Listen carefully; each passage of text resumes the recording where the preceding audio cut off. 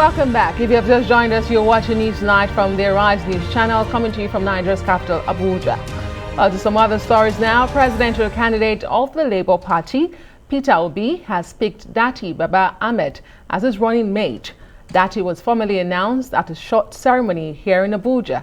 And the Rise News' Tunji Olanikbekun filed in this report.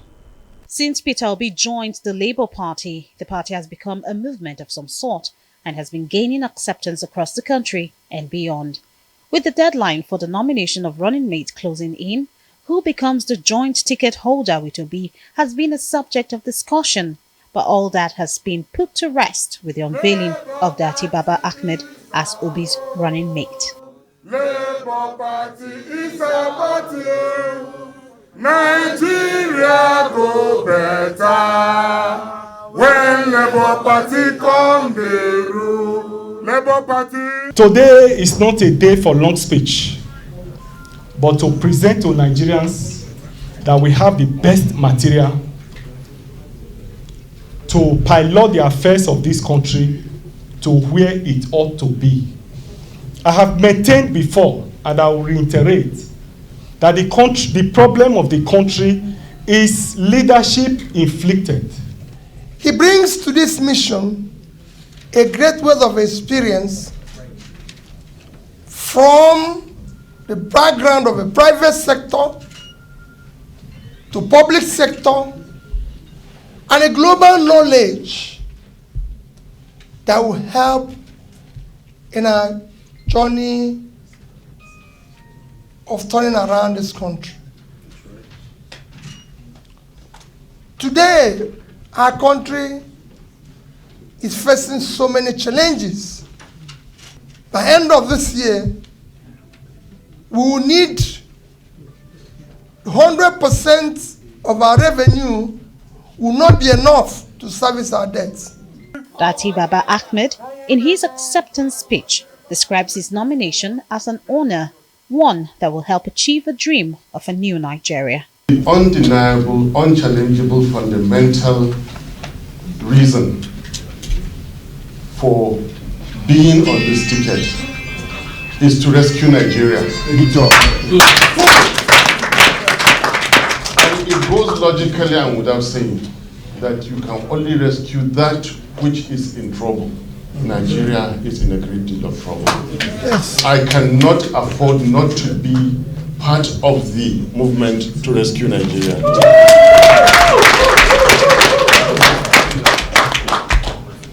The second reason is that I believe in the greatness of Nigeria.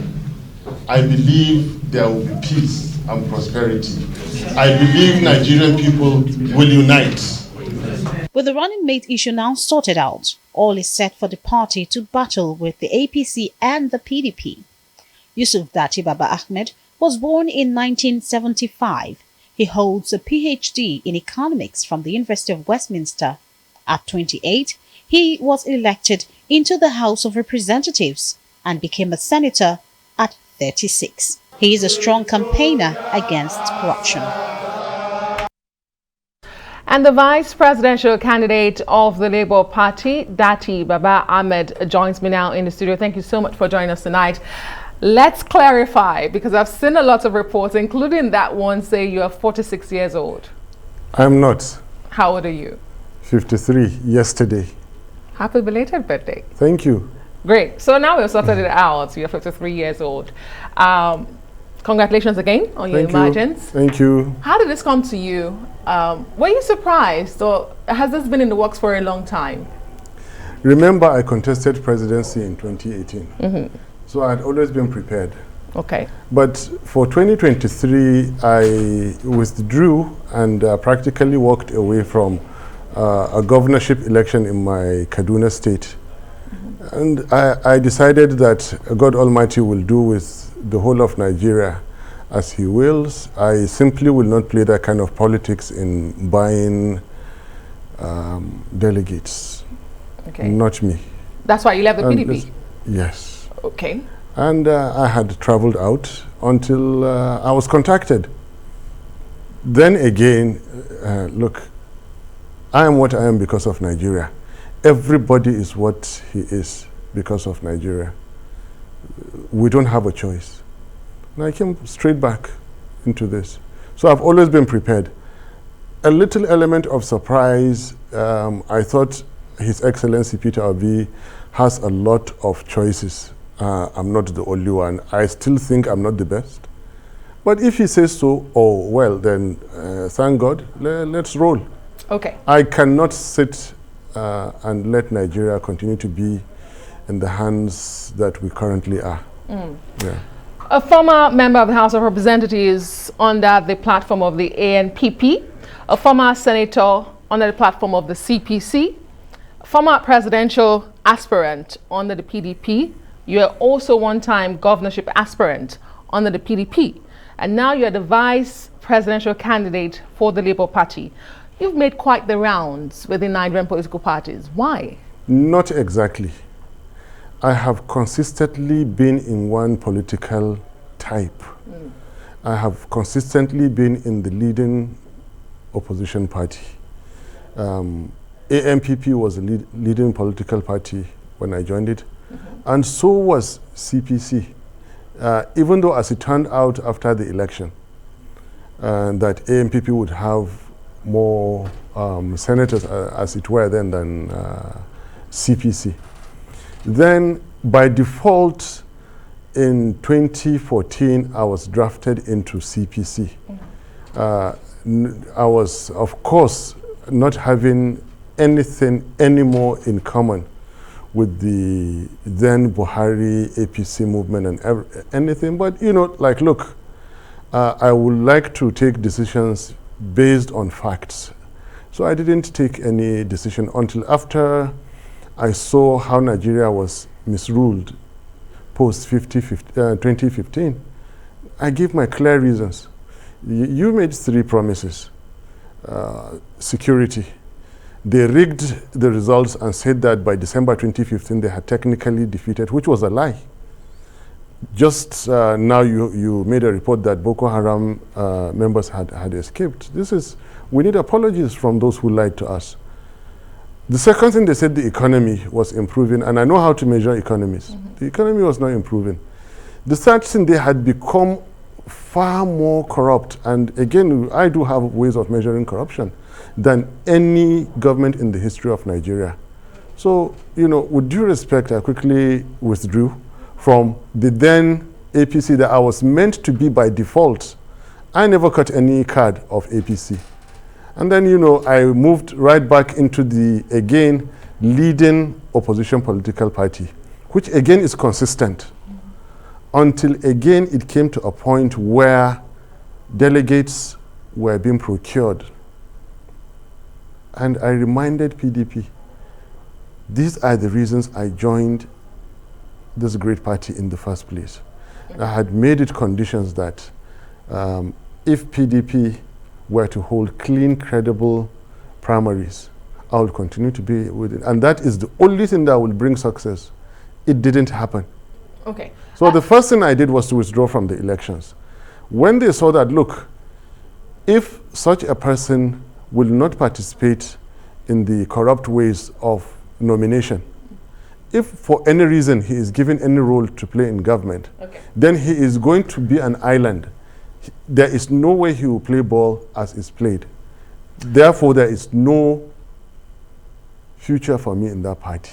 You know, and then I was approached by a party that has turned out to again be the leading opposition party in Nigeria. So consistently, I am in the leading political party in Nigeria, and this is very consistent, whatever you call it. Another leading opposition party, yes. And you've had issues with all of these parties you've been in. Because but let's talk about some of the issues you've raised. You talk about corruption, economy, and security, which were the major promises of the ruling or the governing party in 2015. The ruling party, yes.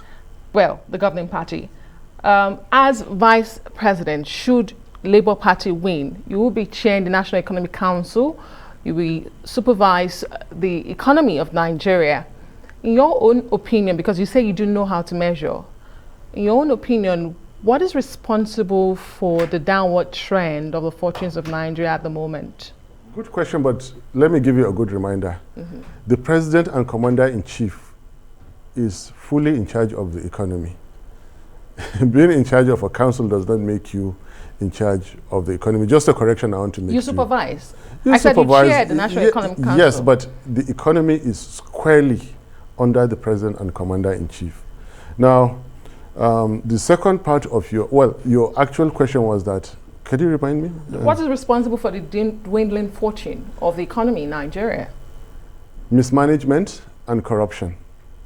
Because, can I start from 2015? Because that is the relevant point. They didn't understand and did not want to recognize that in rescuing Nigeria's economy, the first thing you have to do is put a stop to the slide in the Naira. Define Naira correctly as officially an appreciating currency. Use that to attract foreign currency into Nigeria. When foreign currency, not investment per se, when foreign currency can come into Nigeria and stay safe, translate into the at the right exchange rate, foreign investors will send. When Naira is realized by companies, by individuals of means, they do not have to rush to convert it for safety. You now have a stable currency. The other fundamentals are power. The other fundamentals are electricity, when you say power. Yes, electricity, sorry, electric power. The other fundamentals, of course, are a sound public service in which money is spent in such a way that results are obtained. That covers everything from the security to everything. What would you say is your economic philosophy? Capitalism, socialism, welfarism, or what? Liberalism. Liberalism. And just to let you know, that era has passed. Those doctrines were relevant up to, in Europe, they were only relevant up to the 80s. In African context, by 90s, they had died out. There's only one option, it's the private sector. No more capitalism, because capitalism has come to stay. It had come to stay since mid-70s. So those doctrines you're talking about are relevant in economic history as a subject. Right now we're talking about private sector philosophy being the engine of growth, public sector being the engine of regulation. So are we going to be seeing privatization of a lot of government assets should the Labour Party win? Is that what you're saying? You just have the last bit of government enterprises that are yet to either be concessioned or privatized. And by the way, privatization is almost over because all those moribund companies have gone. Government is no longer, government is struggling to pay, in the case of Nigeria, struggling to pay salaries, struggling to pay debts. How can you even own enterprises or industries or companies? That era is gone. It's a matter of individuals establishing refineries, and thank God you have an individual who is making it, fertilizer plants, airlines, in my own kind of case, a university or two universities, hospitals. We spend money better than when government does. That is the philosophy, no longer capitalism or socialism. That is gone. Okay, let's go back to politics. I mean, you've been in the National Assembly, so you understand to an extent the workings of governance. But before I get into that, I want to ask you, did you spend 1 year, just 1 year in the Nigerian Senate, and why? Because they were more powerful than me.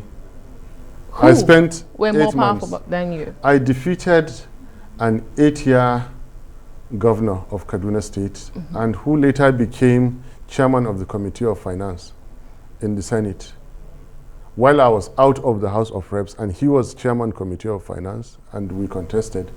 People were asking if I had gone crazy, because even in the PDP, nobody even dared buy a form. And there I said, I believe in God Almighty, I believe in my capacity, and I will face him. Now, I dislodged chairman of finance. Remember, customs I don't want to talk too much. It's under finance, and there was the designing case, and I don't want to talk too much. I had interrupted something good that was going on. Is that why you didn't challenge it in court? You said you I won was the fair one and being square? challenged. Listen, I was the one being challenged. I can't challenge. I won. So I can't win and then take someone to court. And so you were challenged and you lost your seat. Of course. I was And you let it go. What can I do? Okay. I told you I was overpowered. Because look, customs was under finance. That's all I'll tell you. I don't want to talk too much now. And there was the designing case, and I came as senator, floor senator. I was only vice chairman, MDGs. The goods that were happening could not happen simply because I had interrupted. There are a handful of factors, and you know, even in my home state, somebody, of course, of blessed memory, had realized that my rising profile was a threat to his 2015 re-election bid.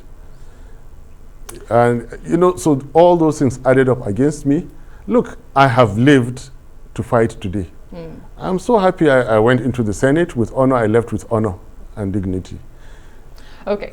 The Labour Party currently has no elective office across the 36 states and the Federal Capital Territory. What is the plan for the government should the Labour Party win the presidential election? What's the plan to form a government? Is that a source of concern to you and your presidential candidate? Allow me to leave some of these questions to my capable leaders. I am not an all-rounder, I need to admit. Okay. If you speak about economy, procurement, education, a bit of security and others, I can. But that question is best answered by His Excellency Peter Obi and also our party chairman. Fair enough. I will take risks in answering that question, and I don't want to, please. Fair enough. Yeah. A man who understands and knows his capabilities. Yeah. Well, these are not the best of times for Nigeria when it comes to security. You touched a bit on that initially with the Kuje Correctional Facility attack.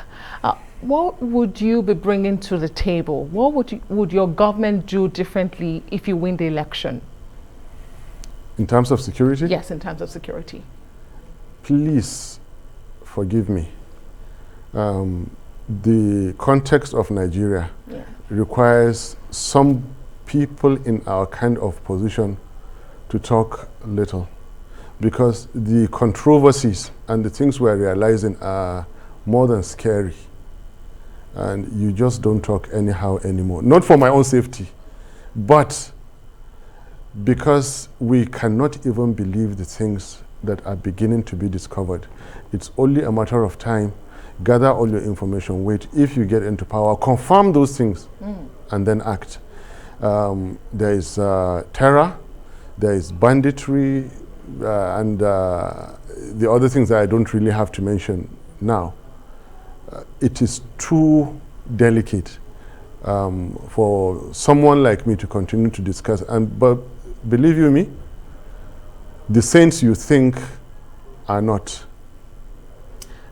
And that is the more reason I don't even want to talk now.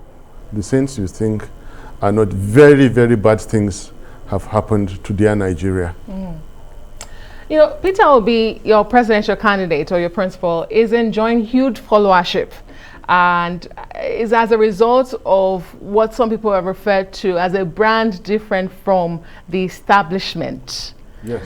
Do you, or even though that's debatable, do you see yourself also from that stock of a brand from the establishment?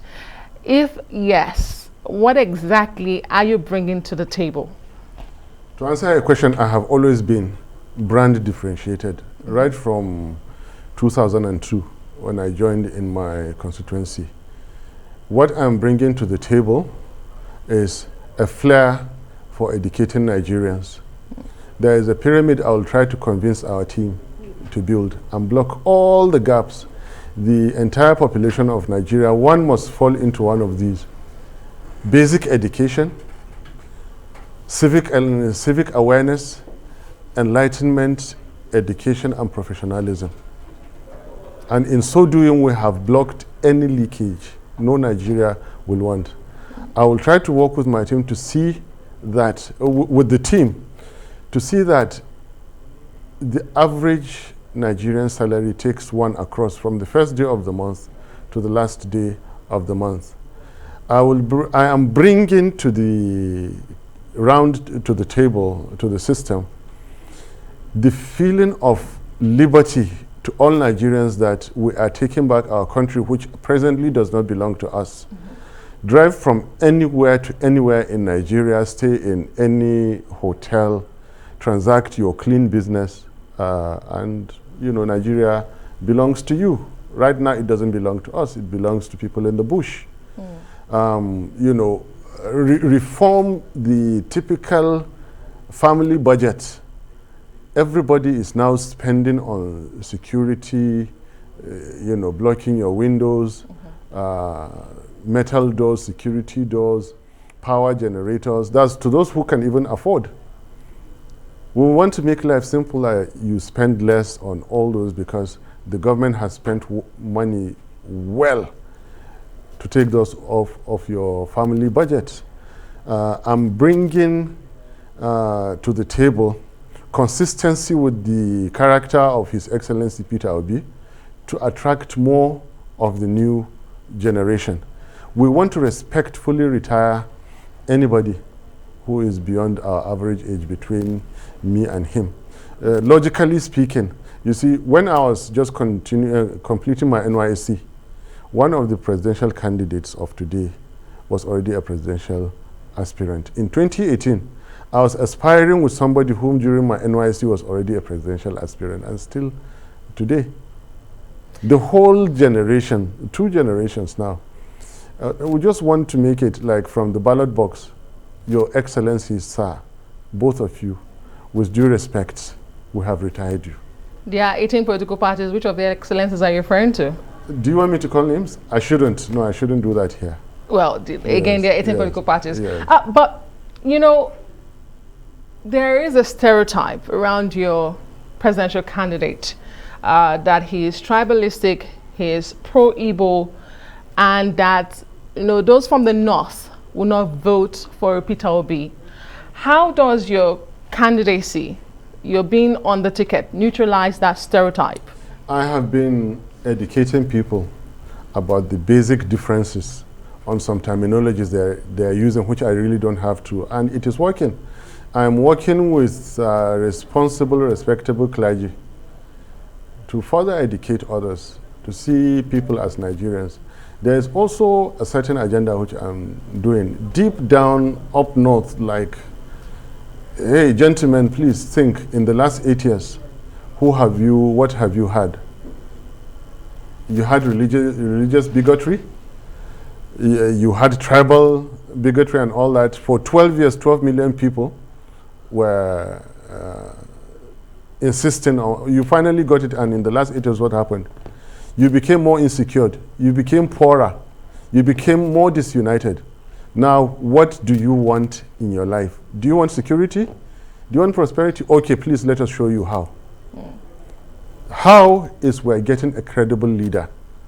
Now, out of 3 or 4 candidates, we put them on the table, sense, logic, knowing what is right from what is wrong. And I have argued very well successfully that you don't need to hold any form of certificate to know the difference between right and wrong. We are presently convincing people of North that electing for yourself a good leader is practically putting money in your pocket, practically bringing security to your doorstep, education in your head, healthcare in your body, simply because you have a good leader. How are they receiving that message? Very well. Listen. Okay. I'm in the business of classrooms. There is one sitting which I told them, look at it. No natural disasters in Nigeria, but look at the countries with responsible leaders, but with a great deal of natural disasters. Give them 6 months, they would have entirely recovered, and even better than before, built better houses, better bridges than the ones that the natural disaster destroyed. When you have just one bad leader, the ground will be shaken not for earthquake, from bombs dropping, from bombs exploding, That is where we are approaching very, very fast. The only train that was functional in Nigeria for passengers, not done by this government, has been blown. After all promises, up till today, they have not fixed the train. They have not released the captives. And what do we get? Kuje prison attack, liberated. So I am succeeding. We're succeeding in making people, if you want earnestly, honestly to yourself, peace and prosperity, allow us to tell you what you need. And what you need is a credible leader. Right now in 2023 Nigerian political elections, right now all I can see is a Peter Obi. With due respect to the others, I have high regards for them. I've worked with Atiku. Atiku is knowledgeable in his own right, a master politician and all that. Tinubu is the master politician, but he didn't have to bring a Buhari to Nigeria for 8 years because he wants to be a president. He didn't have to do that. If he was that good, he should have simply taken Nigeria in 2015. Why bring Buhari and all that has happened? You know, I would have been totally surprised if you did not see only a Peter Obi for 2023 your presidential candidate. But let me ask you finally, how would you say that the agitations by Sunday Igboho, for instance, to create a Yoruba nation or a group such as IPOB for cessation in Southeast, before you interrupt me, how would you say that these agitations have been handled so far? Okay, if it's how they've been handled so far, they've been handled very poorly. Because if for any reason I had happened to be President Buhari, I would have in 2015 given Ogonaya Onu SGF of Nigeria and tell him, I don't want to hear anything as such. Case closed. But Buhari was such a, I don't want to say it, such a bad leader. Why hold a certain part of this country with disdain? Because they gave you 5%. He said it, so if I repeat it, I'm not wrong. He yielded to the master politician of Nigeria because they funded him on everything. Okay, FRS belongs to you, SGF belongs to you, and he's putting certain kinds of northerners so that by either 19 or 23, he could then draft them as his deputies. This is wrong. Then you asked me how it was handled. I've answered that. Yes. But anything about, look, I am too Nigerian to succumb to answering questions about Tony Igboho and the other gentleman, Kalu. Nnamdi Kalu. I'm too Nigerian to discuss those. My overwhelming interest now by engagement is education. By government role is security and economy. Do you understand? His Excellency Peter Obi is of a certain technical opinion that they hardly exist. And if you listen to his arguments, he's right. If they had not been mismanaged, they would not be there today. Okay. And I think that's a very good place to leave this conversation. Thank you so much, Dr. Yusuf Datti Baba-Ahmed, the Vice Presidential candidate for the Labour Party in the 2023 elections in Nigeria. Thank you for sharing your time with us tonight on the news. And we wish you the best.